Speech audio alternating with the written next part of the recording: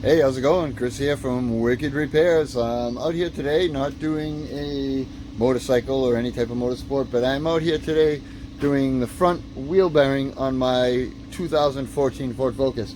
So we're going to kind of step through and show you how that's done. Hopefully you learned something. Hopefully it helps you. And yeah, we'll keep going here. So the first thing you want to do, of course, before you even jack it up, is loosen up your lug nuts. Don't take them off all the way, but loosen them up by hand first and then take them off. If you're doing it like this, obviously if you have a lift or something, you can take it off with the impact gun, which I do have an impact gun, but no lift. So I'm going to loosen up the lug nuts and get the machine jacked up. All right, we got the car jacked up. We got the wheel off. What we're going to want to do here is disconnect the ABS sensor here, and also take off, you have two 18 millimeter bolts that hold on your caliper. So you're going to take the sensor off, take the two bolts off your caliper, and you're probably going to want to take this bolt off too that holds this in place, and then secure your caliper up. You don't want it dangling, pulling stress on your brake hose. So we're going to do that and we'll get right back at you. So we get that all off, got the caliper up here. I zip tied it just to the shock spring, so it's held up out of the way. There's no stress on the brake hose. What we're going to want to do next, you can see I already started loosening it up. We're going to take off the shield, as well as your axle nut, and the nut here for your tie rod end. So we're going to go ahead and do that. And anywhere you need to spray any type of WD-40, PB blaster, anything like that to break nuts loose, spray it there. I would clean it up after with brake cleaner, just because you don't want any of this lubricant stuff to get on your rotor and brake caliper when you put everything back together. So clean it up after with some brake cleaner just to get any residue off. And we're going to go ahead and do those steps. We're going to wind up taking this off here, this off down here. The series of 3 bolts that's on the shield and the axle nut. We'll be right back. So where we are right now, where we're at, is I got the Torx. It's a T25 Torx to take off the bolt for your ABS sensor, because you're going to want to remove that. Best way to probably remove that, soak it down with some penetrating lubricant, and then you're going to want to grab it some pliers and kind of wiggle it out slowly. You're going to want to either use like a punch in the center of this and free up the axle, which I already did, but you could hit it with a rubber mallet maybe. I wouldn't hit it with any heavy ones, but see how it's nice and loose now. That's how you want the axle. I also took off the bolts for the sway bar link. Unfortunately, when I did, this part broke, so I have to run out and get a sway bar link, take a plastic shoulder in there, a little collar that sits in there, and that plastic part broke, taking it off. You can see all the corrosion that's around it, so it doesn't really surprise me much that it came off very easily. It broke very easily. So anyhow, that's where we're at. Got that out. That's the bottom portion of the sway bar link. This is where it broke. We got the electrical plug of the ABS sensor off. We're going to take this off. We've got the tie rod end off. So now we have to get the bottom portion here of the control arm off, and in the sensor, and we'll be able to take the whole assembly off. Okay, so I soaked everything. I took this bolt off here. Took the bolt off from here, and I took a little chisel that I have, and I put this right in between here just to help spread this for ease of popping off of the ball joint, and used a pry bar, and then I tapped here and knocked this loose off of the assembly. So the next thing we want to do, you can see that the axle's already pulled out a little bit. You're going to want to just turn this basically the way it is, and we're going to pull the axle out, and then we will slide this whole assembly right off. Alright, so we have the whole hub assembly off. It did take a lot of lube inside here, as well as tapping this to get it off. You're going to want to clean this whole area up in here. It's probably all pitted like mine is. Not super pitted, but there's some corrosion on the edge. Just clean that up a little bit, with like, an emery cloth or something. You don't want anything too abrasive, but enough just to clean off some of the roughness there to ease of reinstallation. We're going to want to press the hub out of here, and then there'll be a circlip on the bearing to take off, and we'll push the bearing out. May need some heat. You can take it with a torch, and hopefully it'll make ease of it to come off. And we're on the way to replacing our bearing. Hopefully you can see okay. It's kind of sunny out here, but I got the hub out, and you're gonna have part of the bearing race on there. You're gonna have to cut that off. Cut it down with a cutting tool or whatever you have to cut it. Cut it down. You don't want to cut it all the way through. That way you don't damage the hub.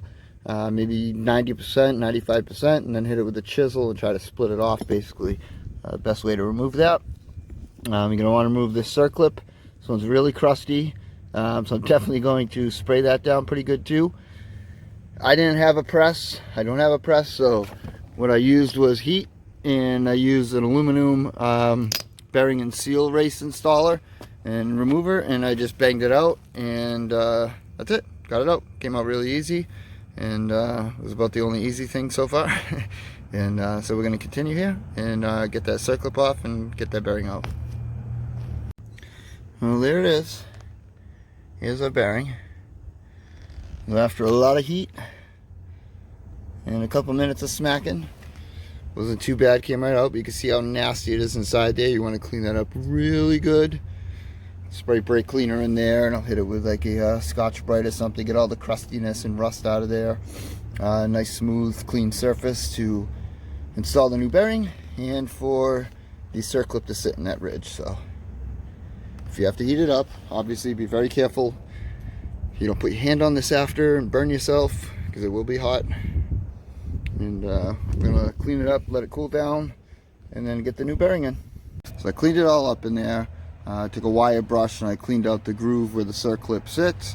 I took a red Scotch-Brite pad and just scuffed up the inside just a little bit to smooth it out.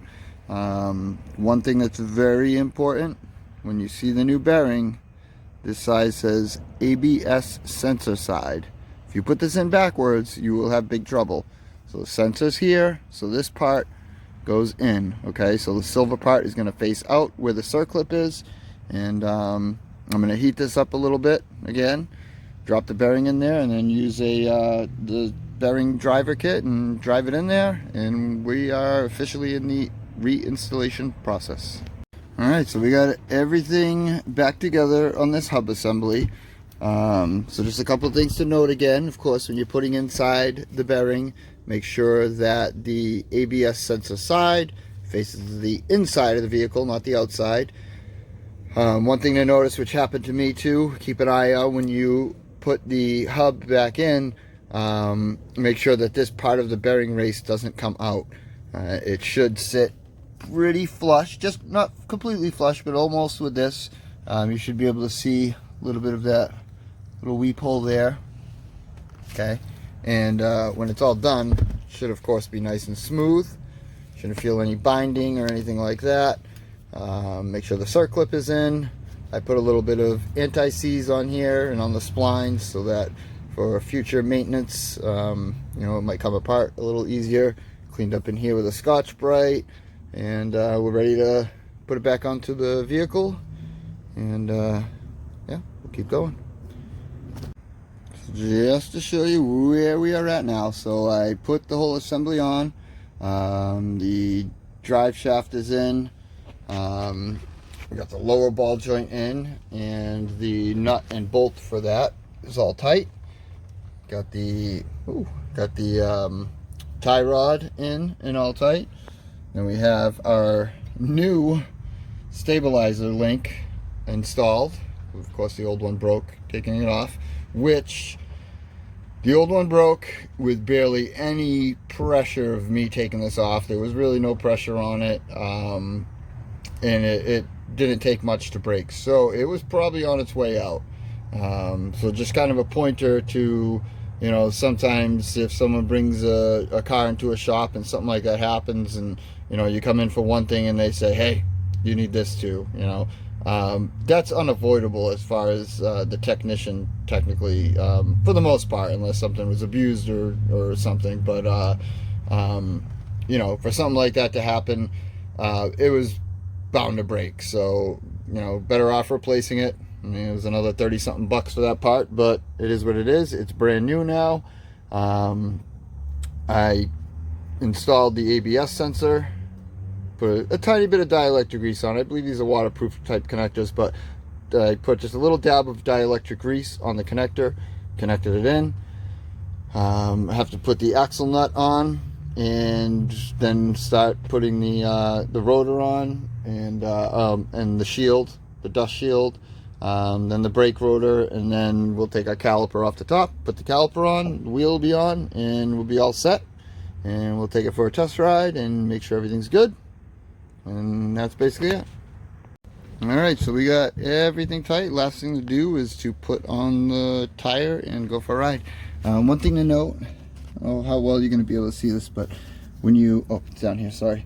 When you put this back on, there's a little groove right here where your arm has a little groove in the back, and it has to go in that little spot. You know, my new sway bar link came with new nuts, so they have, you know, nylock nuts that have a locking, you know, compound on it. And so basically your other bolts, I would definitely put Loctite on them. You know, a blue that is maintenanceable. I wouldn't put a red or a green or anything crazy like that. Green is more for like bearing retainer, but you know, put Loctite on. Make sure they torque the proper specs. Refer to your you know, owner's manual, service manual. You might be able to find some online or ask some questions. I did not torque them to spec, not gonna lie, but I made sure that they're tight and good without being too tight or too loose. Last thing you want is to have anything fall apart, fall off, and you know, you or somebody else gets injured or worse. So make sure you check your fasteners before you are done. I already went through and double checked everything that I took apart and put back on. Everything's good, tight, Loctite. You don't want to Loctite everything to, you know, some of the little bolts. Like, you want to really Loctite something like that. You might not ever get it off next time, who knows. So yeah, I'm gonna put on the wheel, I'm gonna take it for a ride, and that'll be it. So I hope you enjoyed this video. Hopefully you learned something from it. I've actually never done this job myself before, so I might have learned a couple of things along the way, and it's yeah, it also reminded me of why I work on motorcycles and motorsport stuff, and not really car stuff too much. But I still enjoyed it. Still glad that you know, we got it done today, and put the tire on, take it for a test ride, and we'll see you next time. Hopefully you enjoyed the video. Please hit that like button and subscribe, and we'll see you in the next one.